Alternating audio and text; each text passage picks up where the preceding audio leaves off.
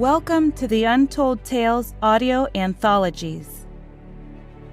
Written by Dr. Jeffrey A. Robinson and narrated by Melissa Del Toro Schaffner.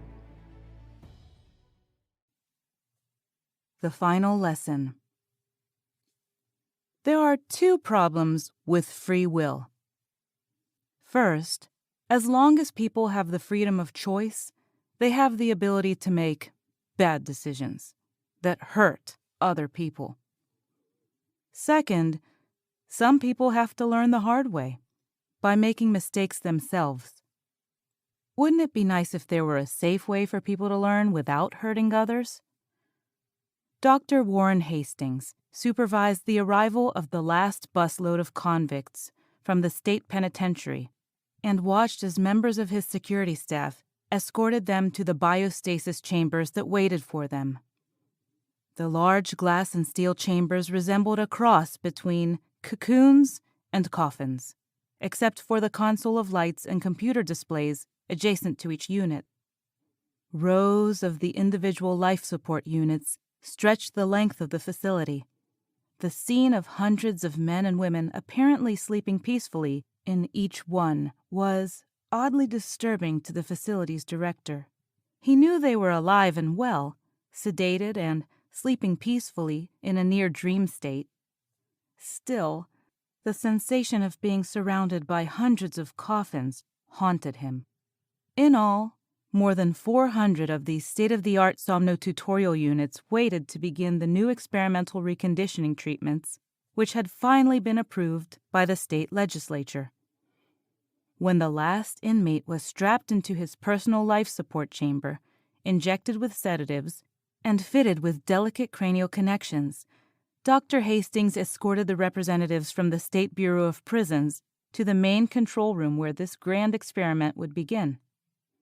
The solemnly silent assemblage of dignitaries reached the control center of the facility, and some were obviously surprised to see dozens of technicians hurriedly making last-minute preparations for the first day of the facility's operation. Dr. Hastings turned and smiled as he directed the 20 government officials to take seats in the chairs set up at one end of the lab. "Ladies and gentlemen," he said, "in a few moments we'll be ready to begin our new experiment in criminal justice. Before we start, I wanted to thank you all for the support you've given over the past many months, and I wanted to take the time to answer any questions you might have before we start." One older woman in the front row raised her hand and said, "I'm sorry, Dr. Hastings.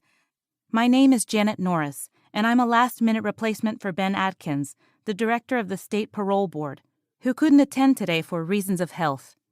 I have, of course, heard of this new facility. Its approval by the governor and state legislature caused quite a stir in the press months ago. But I have some questions." Dr. Hastings smiled gently. His patient sincerity and soft voice made him seem quite unlike the stereotypical scientist most people expected. "Yes, Miss Norris," he said. "I'd be glad to address any concerns you might have before we begin." Blushing at suddenly making herself the center of attention, she apologized quickly. "I don't mean to delay the proceedings here," she said. "I just wanted to know a little more about the reconditioning you're planning with all your computers here. I thought the Supreme Court had declared neural conditioning unconstitutional and had banned its use completely." "That's correct, Miss Norris. Neural conditioning, the forcible alteration of the brain's pathways, has been outlawed. Even the most benign uses often had disastrous results. Most opponents had justifiably argued that such involuntary reconstruction of the brain constituted the ultimate violation of the human psyche by destroying, in part, a person's free will. Fortunately, the High Court agreed. People subjected to such treatments often spend the rest of their lives as prisoners within their own skulls, unable to act independently, their free will restricted by irrevocable prohibitions and compulsions that limit their actions and even their very thoughts. The process we'll be demonstrating today doesn't directly change anything within the human brain, We use techniques of accelerated learning, not neural reconstruction." "Oh," she said, frowning. "I misunderstood." Her eyebrows furrowed, and for a moment she looked even more confused. "Actually," she said, continuing, "I still don't understand. How is what you're doing any different from neural conditioning?" Dr. Hastings grinned broadly and nodded. "That's an excellent question.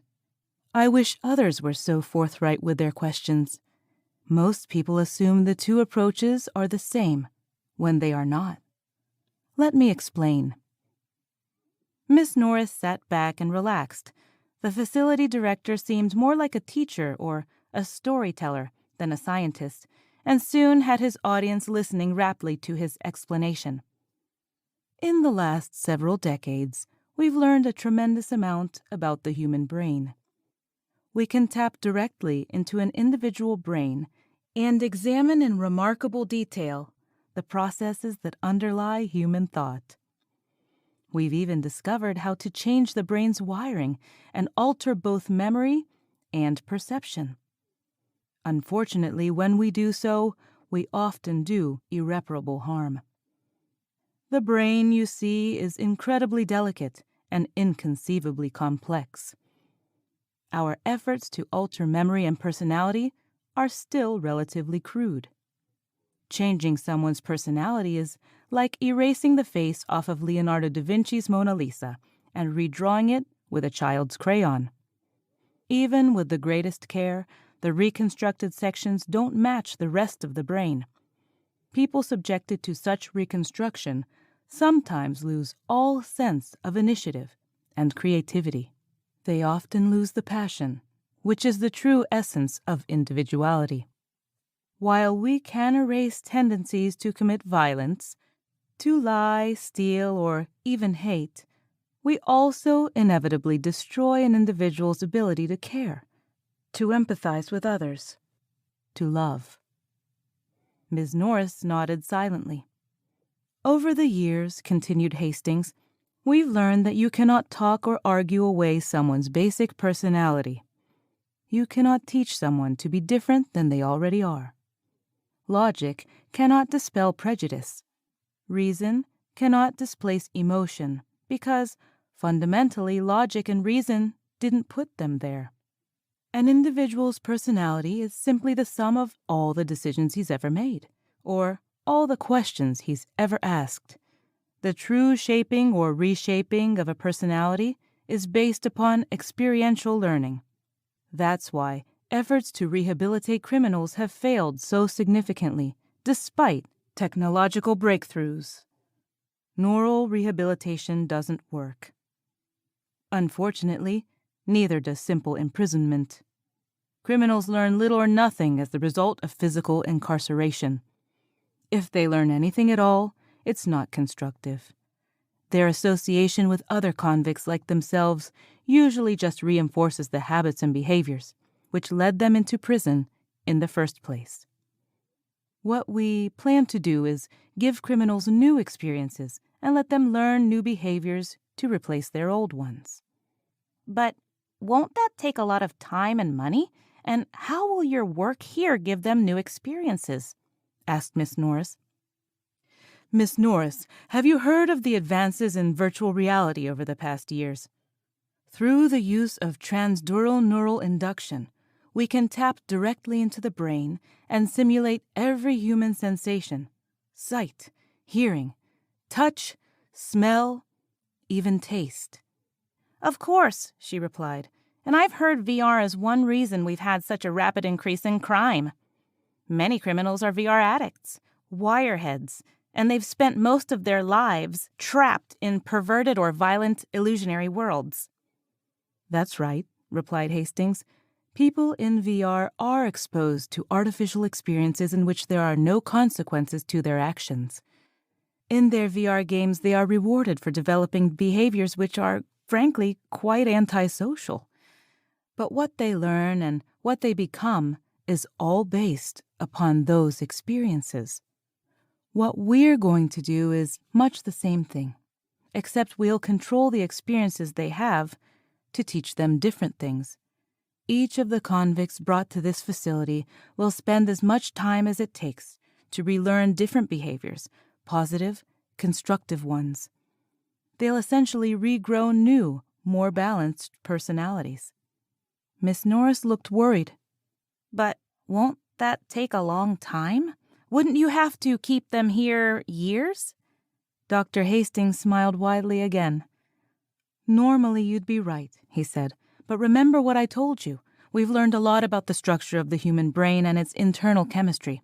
By using specific chemical neurotransmitters, we can speed up the processes in the brain and greatly accelerate the rate at which people think and learn. By speeding up the brain's operations chemically and providing external stimulus, using these high-speed computers, each inmate here can undergo years of new experiences in a matter of hours. In fact, even the most recalcitrant criminal can live several lifetimes of subjective time in just a few days. These techniques were originally developed to accelerate learning, but the opportunity to rehabilitate the most hardened criminals is a unique way to correct what has always been beyond our abilities to influence. Janet Norris's jaw dropped open slightly in shock.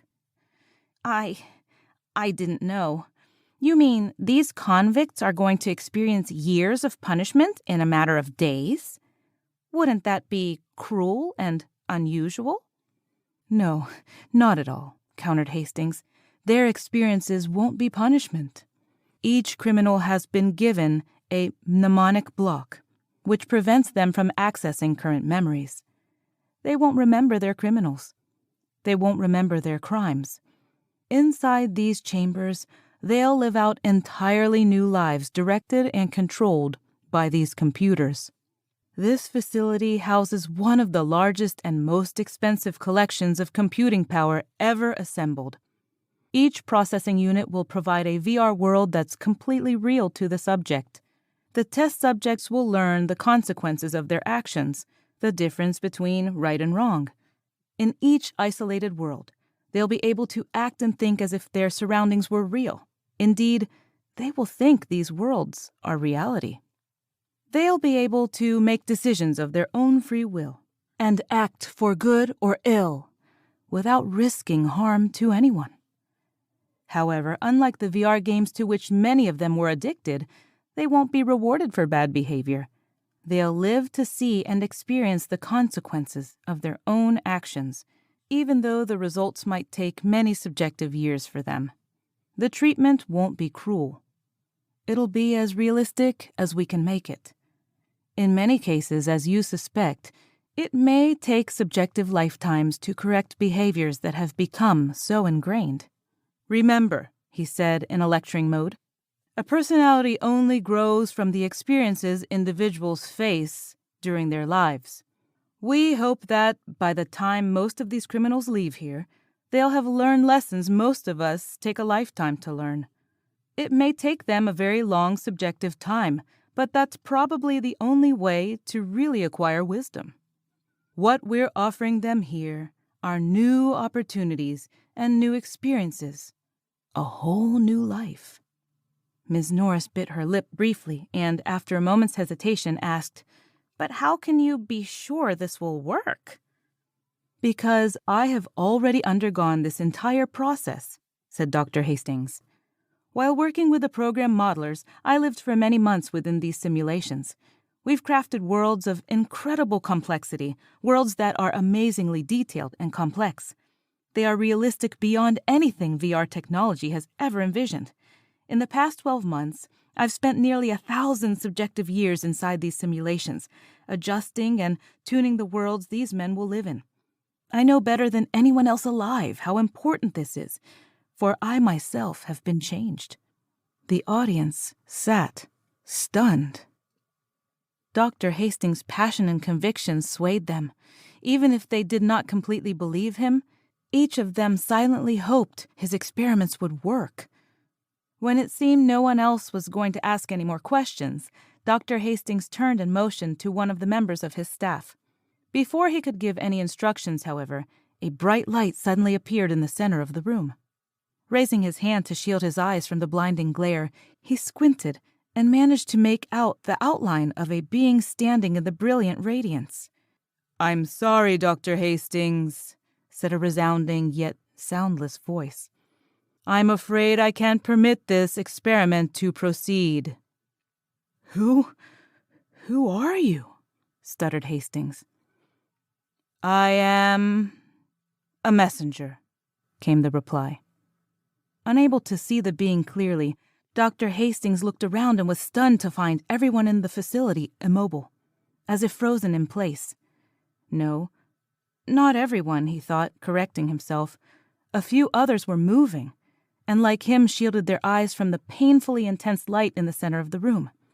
All of those not frozen, however, were senior members of his staff. Everyone else, all the other technicians, and the entire audience of officials were frozen in place, as if time had stopped. "What's going on?" he asked. "It is time to terminate this experiment, Dr. Hastings," said the being in light in a hauntingly resounding voice. "This project has gone on long enough and cannot be allowed to continue." "Oh my God," muttered a technician behind him. "It's an alien!" Another scientist shook his head and said, "No, it's an angel. That's what angel means, a messenger from God." Hastings frowned and turned back to the being. As his eyes slowly adjusted, he began to distinguish details of the large form silhouetted in the light. It was tall and graceful, but he couldn't tell if the light came from wings on the creature or if the glare came from an arc-like opening behind it. Uncertain what the being was, he asked, But why? What have we done wrong?" "You've done nothing wrong, nor have the others assembled here. Indeed, your ideas are sound, and your theories correct. Your intentions should be applauded, but what you plan here cannot be sanctioned." Feeling lost and powerless, Hastings scanned the room once more. Most everyone remained as motionless as statues, as the four most senior and respected members of his staff approached and stood beside him. Turning back to the being of light, Hastings demanded, "Why can't this be permitted?" The entity smiled gently and said, "Because it creates an unacceptable level of recursion." Hastings scowled. A colleague next to him said, "But that doesn't make sense. Recursion is a function of self-reference. It leads to infinite complexity and paradox." The being nodded slowly, smiling even more broadly. Hastings thought for a moment, then his eyes widened in shock. "Wait," he said. "Recursion also applies when a software subroutine calls itself." His colleague shook his head in bewilderment. "But that would mean we're creating a simulation." "Inside another simulation," said Hastings, completing his friend's sentence.